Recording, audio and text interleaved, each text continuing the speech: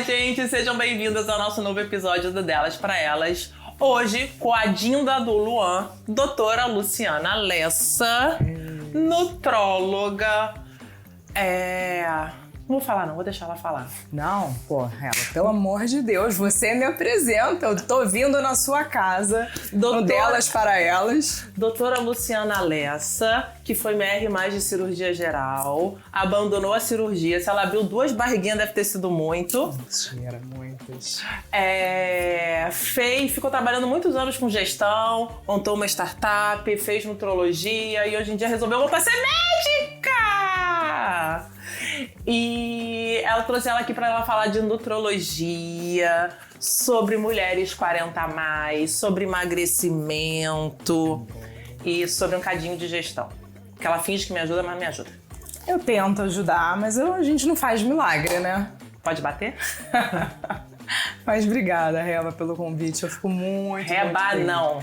Rebeca, Obrigada. doutora Rebeca, pelo convite. Eu fico muito feliz em estar aqui hoje. Eu não vou te chamar pelo seu apelido, tá? Olha só. Olha o que a gente sofre. Eu tô aqui, né? Mas o mais importante da gente estar junta é entender um pouco da conversa que cada uma pode contribuir para quem tá do outro lado, entender um pouquinho da sua vida, do momento que tá passando, e eu espero ajudar um pouquinho na vida, no reconhecimento de padrões alimentares, no reconhecimento de como é a sua relação com a comida e principalmente que todo mundo faça pazes com o seu prato. A gente estava conversando agora sobre como é difícil as mulheres emagrecerem, principalmente após os 40, e que fora isso, que a obesidade é uma coisa... que você falou que tem quantos tipos de obesidade? 160 tipos documentados de obesidade. Cada um tem a sua especificidade, cada um tem um perfil, mas existem grandes grupos nos quais a gente engloba alguns macrogrupos para tratamento. Explica esses macrogrupos, por favor. Então, eu hoje gosto muito de uma classificação que foi feita pela Mayo Clinic, que fala dos fenótipos alimentares. Então, a gente está falando de como você se relaciona com comida, como você come. E esses grandes fenótipos alimentares falam um pouquinho, te induzem como você vai responder a alguns tipos de tratamento. A gente fala que existem 5 grandes fenótipos. A gente está falando do comedor volumétrico, aquela pessoa que precisa de muito volume para se satisfazer. E aí, nesse tipo de pessoa, para ele ser mais aderente a um tratamento, eu tenho algumas drogas específicas, mas principalmente eu tenho que aliar uma dieta que ela seja volumétrica, que ela tenha muita quantidade de comida, mas com baixa densidade de caloria. Tá? Fora isso, é só alface, né? Não, pelo contrário. Hoje no Instagram você pode ver em vários exemplos de uma dieta de 1.400 calorias que tem muita coisa para a pessoa comer, enquanto você vai num fast food e você já gastou 1.400 calorias em um hambúrguer, um refrigerante e uma batatinha. Mas você tá comendo comida. Comida. Mas mesmo a comida tem a variação dela da quantidade calórica. Então, assim, esse paciente volumétrico, o maior objetivo e foco é entender que o cérebro dele precisa de volume e como você aporta o volume dele, mas baixando a caloria. E aí esse paciente também tem 3 grandes classes de drogas que ele responde super bem. Da mesma forma, existem pacientes que são pacientes comedores emocionais, que eles comem emoções. É aquela pessoa que tá triste, ela come, ela tá feliz, ela come. Ela tem uma relação muito estreita entre comida e o que ela tá passando emocionalmente. Mas eu acho que todas as pessoas são assim, né? Algumas Não mais, outras menos. Exatamente. Essas 5 grandes classificações, elas podem ter um tipo principal e um subtipo. Não necessariamente você vai ser o comedor volumétrico clássico. Você pode ser uma comedora volumétrica predominantemente, mas também você tem um traço ali de comedora emocional ou comedora compulsiva, e a gente vai mesclando os perfis até encontrar um perfil que seja mais perto da sua realidade, tá? Passando do comedor emocional, a gente tem um comedor hedônico. Aquela pessoa que come pelo prazer. Eu me reconheço absurdamente nisso. Eu ia falar isso. Eu gosto de um rito, do prazer de estar no restaurante, de pegar, de degustar aquela ostra. Eu tenho gosto peculiar e específico. Eu não tenho fome de qualquer coisa. Eu tenho fome de coisa aquele específica ali. Então, coisa aquilo ali, chique. Não necessariamente, mas são um paladar um pouco mais rebuscado. Então, eu tenho aquele rito, eu procuro. Quando eu passo na frente do restaurante que eu gosto muito, eu não tô nem com fome, mas se me oferecer eu como. Então, tem alguns perfis que a gente vai olhando que tem mais semelhança. Tem o comedor desorganizado, que muita gente que é organizada, quando descobre que é um comedor desorganizado, fica extremamente revoltado. Por quê? É uma pessoa que ela não se programa para comer. Então, ela passa mais de 5 horas sem comer, no final do dia, ela tá ali, ela come o que vê na frente. Então, ela acumulou aquela fome que não foi bem tratado ao longo do dia, ela come tudo. Ela come coxinha, ela come o arroz, o feijão, ela come o que tiver na frente dela. E aí ela come muito mais do que deveria.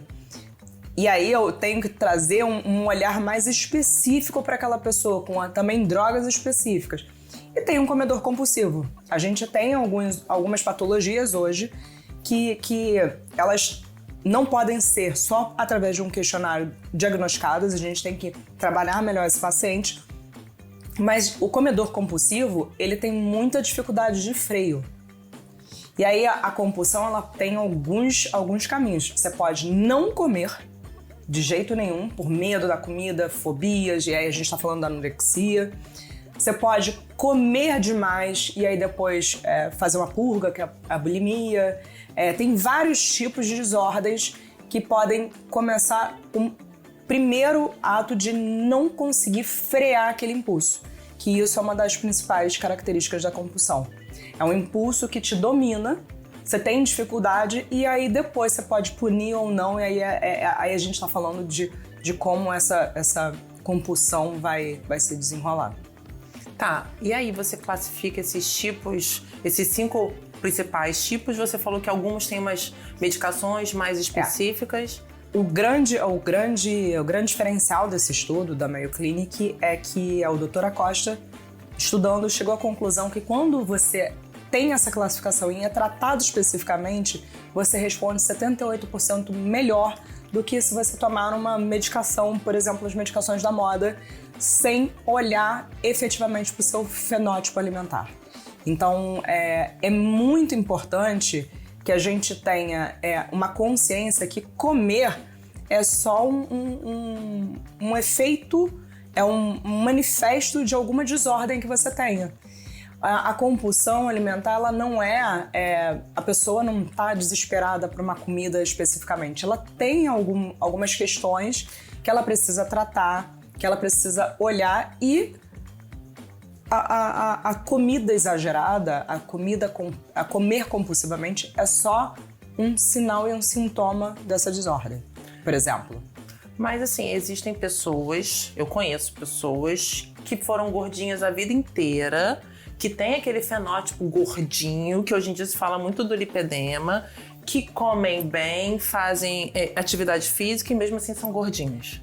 Aí a gente tem que olhar um pouco bem dessa história, mas assim, tem pessoas que têm biotipos, que são biotipos que nunca vão ser um biotipo mais magro, mais longilíneo. Essa pessoa, ela já vem de um biotipo que tem uma estrutura, um arcabouço já mais maior. E ao longo dos anos, a gente sempre falou de uma pessoa linda e magra. Aquela pessoa nunca vai ter aquele biotipo para ter isso.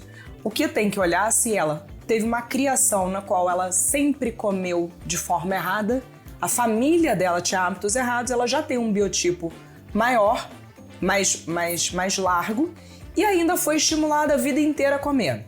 Tem gente realmente que tem dificuldade maior, que tem uma queima mais lenta. Então, hoje, o grande diferencial é que a obesidade ela tem que ser individualizada.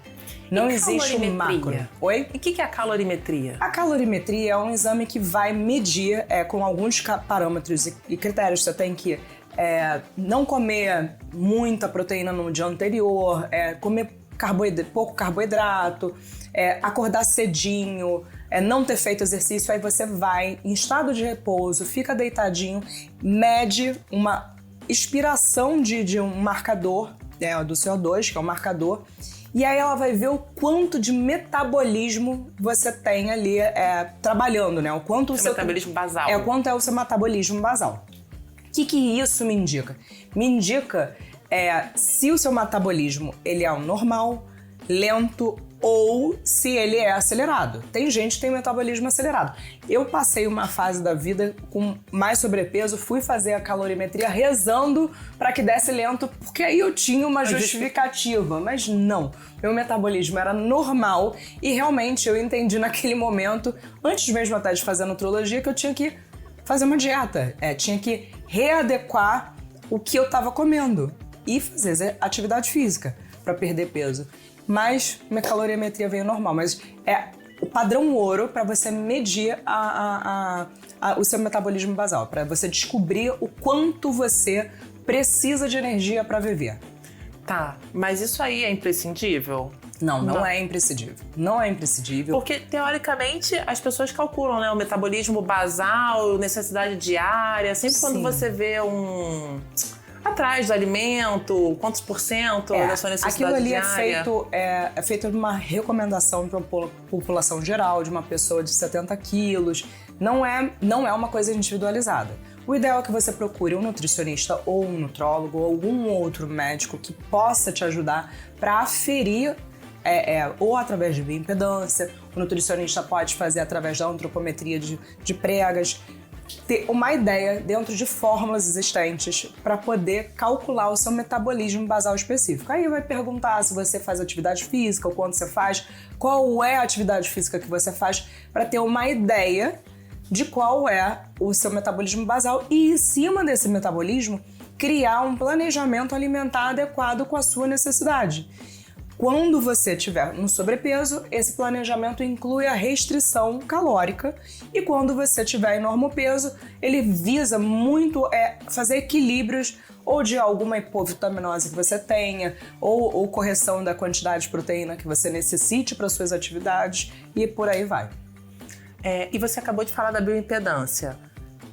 E como é que funciona a bioimpedância? Porque eu acho uma mágica, você sobe numa balancinha, segura um negocinho e aquilo te diz. Não é uma mágica. Não, pra mim é uma mágica que também não é 100%.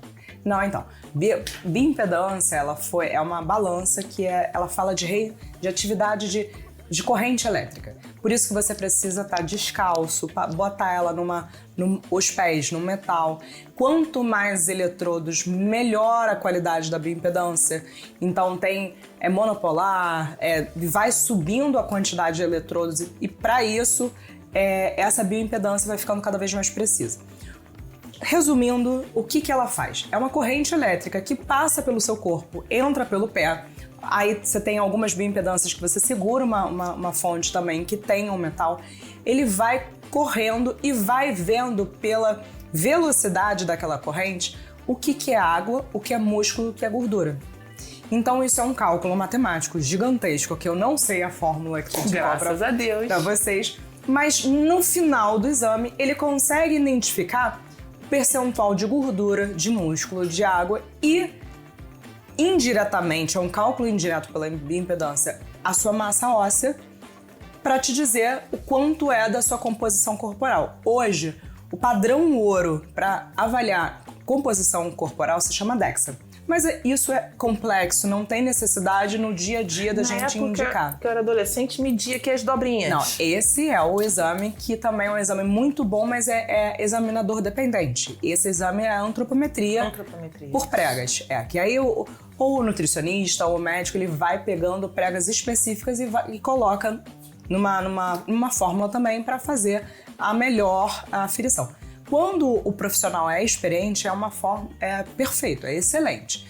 Mas é um examinador dependente, tem certificação para você fazer a antropometria de forma correta, então Não é uma coisa complexa, porque você tem que medir o paciente todo, o paciente sai todo rabiscado. A antropometria, a bioimpedância, ela vem para facilitar essa composição. E também bota na realidade mais factível do dia a dia do paciente a quantidade de músculo que ele tem, que é isso que eu gosto de ressaltar. Hoje a gente se preocupa muito com peso e não se preocupa muito com a composição corporal. A composição corporal é super importante você observar a quantidade de músculo que aquela pessoa tem. Porque a gente precisa de músculo para envelhecer saudável. Exatamente. Principalmente musculatura da cintura para baixo, musculatura do core, coxas e abdômenes. Eu falo que a pessoa quer dar uma roubadinha, malha bastante perna, glúteo e abdômen. Por quê? Porque ali você tem maiores grupamentos musculares. E aí os bombadinhos, que são uns triangulinhos, que é só fortinho aqui em cima? Então, ele tá buscando somente a estética. Porque assim, saúde, você tem uma composição corporal igual. Você teria que malhar bastante perna. Gente, na nossa e os adolescência estudos, era muito bom, aquelas perninhas aqueles cambitinhos.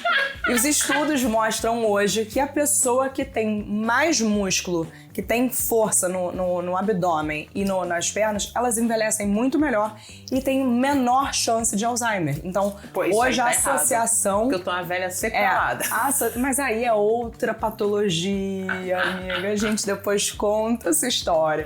Mas a associação entre quantidade muscular e o envelhecer, a diminuição de fraturas, a mobilidade, autonomia é muito importante. Então, se tiver alguma coisa para você focar, é ganhar músculo. A gente muito se preocupa em perder peso. E aí, aqui o combinado a pessoa tem que ganhar músculo. Obviamente que a gente quer perder gordura também, mas ganhar músculo te traz cada vez mais saúde. Para aqui. Se vocês estão gostando desse conteúdo, não deixem de deixar o seu like, ativar o sininho, seguir o canal. Ela vai voltar no próximo bloco, depois falando para nós, mulheres 40+, que já estamos no climatério, nós, a grande maioria. Se falar que não tá, é mentira. Você tá aí, ó, ciclando. Você pode não estar na menopausa que nem Moá, mas você está ciclando. E como é mais difícil, muito mais difícil, perder peso e ganhar massa muscular. Um beijo!